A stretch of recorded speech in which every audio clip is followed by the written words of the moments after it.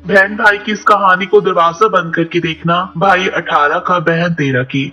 अस्तगफिरुल्लाह, तौबा तौबा। मैं सोने के लिए बिस्तर लगा ही रही थी कि मेरी बेटी अजीब सी जिद करने लगी। मैंने गुस्से से उसे देखा और कहा, बेटी क्या हो गया है तुम्हें?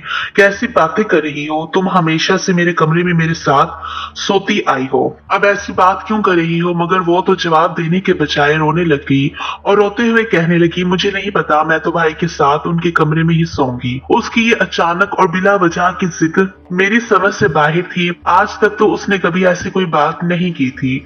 मैंने उससे पूछ लिया कि तुम्हें ये ख्याल क्यों आया? वो कहने लगी, अम्मी मेरी सारी फ्रेंड्स अपनी अम्मी के साथ नहीं बल्कि बहन भाइयों के साथ रूम शेयर करती हैं और आपने जबरदस्ती मुझे अपने साथ लगाया हुआ है। मैं भी अब बड़ी हो गई हूँ और आपके बगैर सो सकती हूँ। उसकी बात सुनकर मैं मुस्कुरा उठी और उसे समझाने लगी कि बेटा वो और भी बहन भाई होते होंगे, आपका एक ही भाई है और फिर आपके बाबा भी यहाँ नहीं है, इसलिए मैं आपको अपने साथ रखती हूँ। लेकिन वो तो रोना ही शुरू हो गई। मैंने लाख समझाने की कोशिश की लेकिन सब बेसूद रहा। मेरा बेटा जवान हो रहा था, वो 18 साल का हो गया था। अपनी 13 साल बेटी को उसके साथ सुलाना मुझे कुछ मुनासिब नहीं लग रहा था। मेरा बेटा 9 साल का हुआ था जब से ही मैंने दोनों बहन भाइयों का बिस्तर अलग अलग कर दिया था, क्योंकि मेरी माँ ने मुझे हमेशा यही बताया था कि लड़के और लड़की का बिस्तर इस उम्र में अलग कर देना चाहिए। और आज पता नहीं अरूज को क्या हो गया था कि वो जिद पकड़ कर बैठ गई थी। कुछ देर तो मैं उसे समझाती रही लेकिन मेरे पास कोई ऐसा जवाब नहीं था कि इसकी बना पर मैं उसे रोक पाती। वो बार बार यही कह रही थी कि वो तो मेरा भाई है, फिर मैं उसके कमरे में क्यों नहीं सो सकती। मैं उसे समझाना चाहती थी कि भाई बहन के दरमियान में हया का पर्दा होता है, लेकिन शायद ये सही वक्त नहीं था। उसका कच्चा जहन इस बात को शायद सही तरह से समझ ना पाता। ये सोचकर मैं खामोश हो गई और फिर कहा कि चलो ठीक है, आज की रात अपने भाई के कमरे में सो जाओ। मैं उसका बिस्तर उठाकर अपने बेटे तैयब के कमरे में चली गई। मैंने सोचा बस एक रात की तो बात है, मुझे क्या मालूम था कि ये रोज रोज का मामूल बन जाएगा। तैयब दोस्तों के पास गया हुआ था, मैं बिस्तर लगा रही थी। जब वो वापिस लौटा तो मैंने उससे बताया कि अरूज उसके साथ सोएगी। ये सुनकर वो बहुत खुश हुआ और बगैर हिचकिचाए अरूज को गले लगाकर कहने लगा, बहुत अरसे बाद हम दोनों बहन भाई एक साथ सोएंगे। वो दोनों ही खुश नजर आ रहे थे, अलबत्ता मुझे कुछ परेशानी सी थी। ऐसा नहीं था कि मुझे अपने बच्चों पर इतबार नहीं था, लेकिन मेरा ताल्लुक जिस घराने से था वहाँ छोटी छोटी बातों पर बहुत ज्यादा ध्यान दिया जाता था, खासकर बच्चों की तरबियत पर। वो दोनों बिस्तर पर लेटकर बातें करने लगे और मैं अपने कमरे में चली आई। मेरे शोहर दुबई में नौकरी करते थे और यहाँ मैं दोनों बच्चों के साथ अकेले ही रहती थी। हमारे एक छोटा सा घर था लेकिन खुशहाल जिंदगी थी। हर 2 साल बाद मेरे शोहर छुट्टियों पर वापस आया करते थे।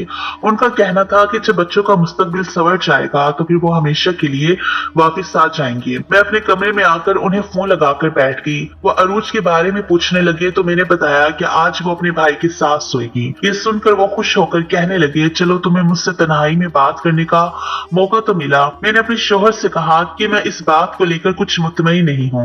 वो कहने लगे, फजूल बातें ना किया करो, तुम्हारा तो पूरा खानदान ही तकियानुसी है, तुम्हारा भी यही हाल है। मुझे अपने बच्चों पर यकीन है कि वो बहुत ही अच्छे और नेक बच्चे हैं। मेरे शोहर ने मुझे मुतमईन करवाया और फिर बातों में लग गई। बहुत अरसे बाद हमें सुकून से काफी देर बातें की थी, वरना हमेशा रूज फोन मुझसे छीन कर बैठ जाती और खुद इतनी देर तक बातें करती कि उसके बाद मेरे शोहर फोन ही काट देते।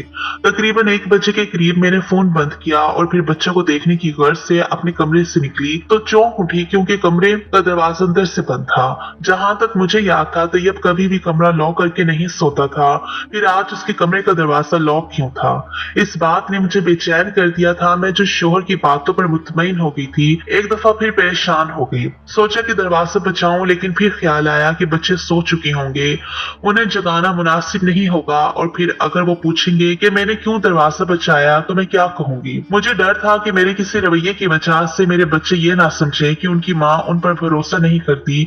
मैं ऐसे ही पलट कर अपने कमरे में वापस आ गई थी, लेकिन नींद मेरी आंखों से उड़ चुकी थी। मुझे जागते हुए थोड़ी ही देर गुजरी थी कि कमरे से कुछ अजीब सी आवाज आई। मैं चौंक कर उसके कमरे के पास गई तो आवाज आना बंद हो गई। मैं सोचने लगी कि मुझे वहम हो गया गया है या फिर वाकई आवाज आई थी। कुछ देर तक सन्नाटा रहा और फिर मैं वापस आ गई और सोने के लिए लेट गई। फिर मुझे वैसे ही अजीब सी आवाज महसूस हुई, लेकिन खुद को ये सोचकर तसल्ली दे दी कि ये सिर्फ मेरा वहम है। और फिर जब मेरी सुबह आंख खुली तो मैं फौरन तैयब के कमरे में चली गई। कमरे का दरवाजा खुला था और वो कॉलेज जाने के लिए तैयार हो रहा था। ये उसका कॉलेज का दूसरा साल था। अलबत्ता अरूज अभी तक सो रही थी, जबकि अरूज तो मेरे उठाए बगैर खुद ही हमेशा वक्त पर उठ जाया करती थी, मगर आज इतनी गहरी नींद सो रही थी कि बार बार आवाज देने पर भी उसकी आंख नहीं खुल रही थी। मैंने उसे जबरदस्ती उठाया तो वो बहुत मुश्किल से उठकर बैठी। उसकी हालत ऐसी थी जैसे रात भर जागी हो। आंखें भी नींद की कमी की वजह से सुर्ख हो रही थी। मैंने हैरत से पूछा कि रात भर जागती रही हो क्या, जो अब उठा नहीं जा रहा? मेरी बात सुनकर वो चुप हो गई और जल्दी से पूरी आंखें खोलकर बैठ गई। कहने लगी, नहीं अम्मा, मैं और भाई तो फौरन ही सो गए थे। आपको तो पता है मुझे वक्त पर सोने की आदत है। मैंने उसे घूरते हुए देखा और कहा, इसलिए तो पूछ रही हूँ कि आज क्या हो गया है। बगैर मेरी बात का जवाब दिए वो जल्दी से उठी और मुंह धोने के लिए भागी। उसका रवैया मुझे बहुत ही गैर मामूली लगा था। खैर, मैंने उन दोनों को तैयार करके भेजा और जब अपने बेटे के कमरे से बिस्तर उठाने के लिए गई तो मेरी नजर ऐसी चीज पर पड़ी कि मैं बुरी तरह चौंक गई। मेरे बेटे के कमरे में उस चीज का क्या काम था? आज से पहले तो मैंने कभी ये चीज नहीं देखी थी। मैंने बिस्तर उठाया, सफाई की, खाना भी तैयार कर दिया और फिर दोनों बच्चे वापस आ गए। मैंने सोचा कि सीधी तरह तैयब से पूछ लूं कि रात भर वो दोनों क्या कर रहे थे, लेकिन फिर मैं खामोश हो गई। आज का दौर बदल गया है। पहले जैसा नहीं रहा कि जब माँ बाप सीधी तरह बच्चों से सख्ती से सवाल जवाब करते थे और बच्चे डर कर जवाब दे दिया करते थे। आज के दौर में अगर बच्चों से ज्यादा सवाल जवाब किए जाएं तो वो माँ बाप से ही चिढ़ जाते हैं और फिर दूरियां पैदा होने लगती हैं। बस यही सोचकर मैं भी खामोश रही थी और शायद यही मेरी सबसे बड़ी गलती थी। जमाना बदलने से कुछ नहीं होता, तरबियत के असूल हमेशा एक जैसे रहते हैं। माँ बाप की सख्ती का बदलते हुए जमानों से कोई ताल्लुक नहीं होता। अगर माँ बाप सख्ती ना करें तो औलाद जंगली घास की तरह बुरी हो जाती है। अगली रात जब मैं दोबारा से बिस्तर लगाने लगी तो एक बार फिर अरूज ने जिद पकड़ ली कि वो अब रोजाना भाई के कमरे में ही सोएगी। मैंने नाराजगी से कहा कि मुझे अकेले नींद नहीं आती है तो मेरे साथ सो जाओ, लेकिन वो ना मानी और फिर इतने में मेरे शोहर का फोन आ गया और उसने अपने बाप से मेरी शिकायत कर दी कि मैं इसे भाई के कमरे में सोने की इजाजत नहीं दे रही। यह सुनकर मेरे शोहर गुस्सा हुए और कहने लगे कि अरूज का बिस्तर तैयब के कमरे में लगा दो। अच्छा है, हमें भी फुर्सत के कुछ लम्हे मिल जाएंगे। शोहर के हुक्म के आगे मैं खामोश हो गई थी और फिर मैंने अरूज का बिस्तर तैयब के कमरे में लगा दिया था। वो दोनों बहन भाई फिर एक साथ सो गए थे। मैं जब अपने शोहर से बात करके फारिग हुई और कमरे से निकली तो तैयब के कमरे का दरवाजा लॉक था। मैंने सोचा था कि मैं तैयब को सुबह मना करूंगी कि वो कमरे का दरवाजा लॉक करके ना सोया करे, और फिर उस रात भी उसके कमरे से अजीबोगरीब आवाजें आती रही जैसे कुछ खटपट हो रही हो। आधी रात के बाद मुझसे रहा ना गया तो मैंने कमरे का दरवाजा बचाया। पहली दस्तक पर तो दरवाजा ना खुला, लेकिन तीसरी दस्तक पर तैयब ने नींद भरी आंखों से दरवाजा खोला और मुझे देखकर पूछने लगा, क्या हो गया माँ, इतनी रात को क्यों जगा रही हो? अपने बेटे की नींद खराब करने पर मुझे बड़ी शर्मिंदगी महसूस हुई थी। मैंने तैयब से अरूज के बारे में पूछा तो वो कहने लगा वो गहरी नींद सो रही है और मैं भी सो रहा था। आपको वहम हो गया है, जाकर सो जाएं। ये कहकर वो दरवाजा बंद करने लगा तो मैंने उससे रोका और कहा कि दरवाजा लॉक ना करो, तुम अभी बच्चे हो, मुझे फिक्र सताती रहती है।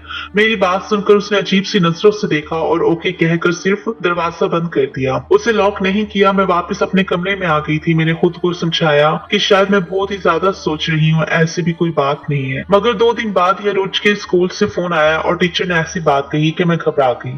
उन्होंने मुझे स्कूल बुलवाया था। मैं फौरन स्कूल पहुंच गई। अरूज की टीचर ने खसूसी तौर पर मुझसे मुलाकात की और कहने लगी कि अरूज हमारी क्लास की बहुत ही लायक बच्ची थी, लेकिन न जाने उसे 3-4 दिन से क्या हो गया है। वो सारा वक्त क्लास में सोती रहती है, पढ़ाई पर कोई तवज्जो नहीं है। 2 दिन से उसने टेस्ट भी गलत देने शुरू कर दिए हैं। मैंने आपको इसीलिए बुलाया है कि मामला ज्यादा हाथ से निकले इससे पहले ही हम बात कर लें। ये बच्ची के साथ क्या मसला हो रहा है? ऐसा लगता है जैसे रात भर सोती ही नहीं है। अब तो इसने अपने दोस्तों से बातचीत करना भी छोड़ दी है। वो बिल्कुल खामोश रहती है और बस सोती रहती है। उसका ध्यान कहीं और ही है। उसने कंपटीशन से भी अपना नाम निकलवा लिया है, जबकि पिछले कई सालों से ये कंपटीशन वही जीत रही है। क्या आपके घर में कोई मसला चल रहा है जिसकी वजह से इतनी डिस्टर्ब नजर आ रही है? टीचर की बात सुनकर मैं हैरान हुई। अरूज तो पढ़ाई को लेकर बहुत ही ज्यादा सीरियस थी। आज तक कभी मैंने उसे पढ़ाई पर फोर्स नहीं किया था। वो खुद ही अच्छे से अच्छा पढ़ती थी। फिर क्यों अचानक ही उसकी परफॉर्मेंस खराब हुई थी? कुछ तो ऐसा था जो मुझे नजर नहीं आ रहा था और मेरे लिए जानना जरूरी था।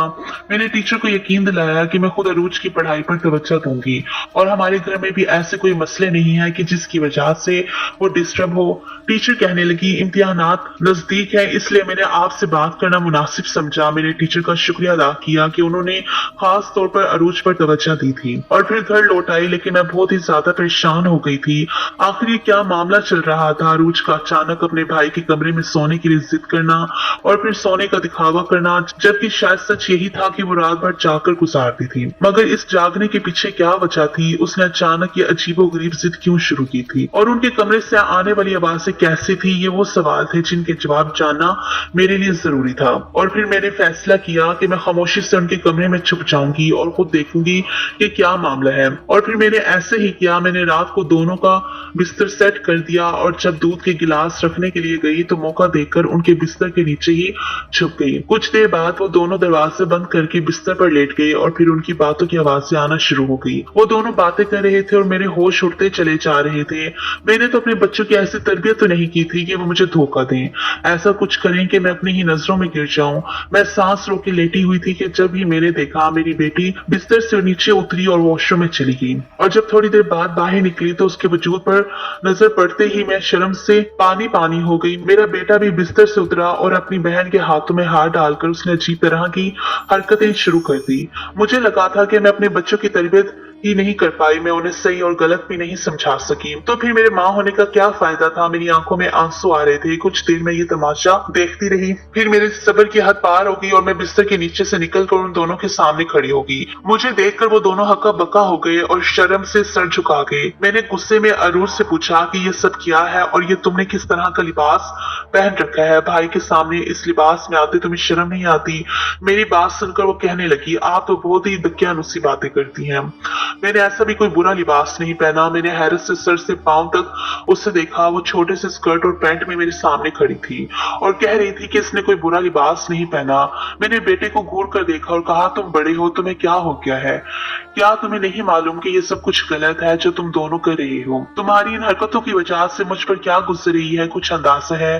तुम दोनों की पढ़ाई भी मुतासिर हो चुकी है। मैंने सोचा भी नहीं था कि तुम लोग मेरी दी हुई आजादी का इतना गलत फायदा उठाओगे। और अरूज के पास ये लिबास कहाँ से आया है? मेरे पास पूछने को इतने सवाल थे कि समझ नहीं आ रहा था कि पहले क्या पूछूं और किस बात पर गुस्सा करूं। बच्चों को बुरा कहूं या अपनी तरबियत की कमी पर सर पीटूं।